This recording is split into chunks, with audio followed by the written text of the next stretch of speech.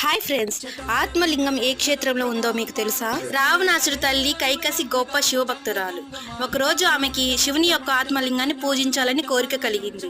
ఆ విషయం రావణాసుడికి చెప్పడంతో శివుడి కొరకు ఘోర తపస్సు చేసి శివుడిని ప్రసన్నం చేసుకుని ఆత్మలింగాన్ని సంపాదిస్తాడు. ఆత్మలింగాన్ని ఇచ్చేటప్పుడు శివుడు రావణాసుడికి జాగ్రత్త, లంకకు చేరే వరకు ఆత్మలింగాన్ని పొరపాటున కూడా నేలని తాకనివ్వద్దు. నేలకు తాకితే దానికున్న ప్రచండ శక్తి భూమిలోకి వెళ్లి దానిని కదల్చడం ఎవరి తరం కాదని హెచ్చరిస్తారు. రావణుడు ఆత్మలింగాన్ని లంకకు తీసుకుని వెళ్లే దారిలో సూర్య సమయం కావస్తుంది. సంధ్యావందనం కోసం రావణుడు ఆత్మలింగాన్ని అక్కడే ఉన్న ఒక బాలుడికి ఇచ్చి సముద్రంలోకి వెళ్తాడు. రావణుడు తిరిగి వచ్చేలోపు ఆ బాలుడు ఆత్మలింగాన్ని క్రింద పెడతాడు. ఆ బాలుడు ఎవరో కాదు, వినాయకుడు. నారదుడి సలహాతో అలా బాలుడి రూపంలో వస్తాడు. రావణుడు ఆత్మలింగాన్ని కదల్చడానికి ప్రయత్నించి విఫలమవుతాడు. అప్పుడు పరమేశ్వరుడు ప్రత్యక్షమయ్యి ఆత్మలింగ ప్రతిష్ఠించిన చోటు భూకైలాసంగా పేరుగాంచుతుందని చెప్తాడు. అదే నేటి గోకర్ణ పుణ్యక్షేత్రం.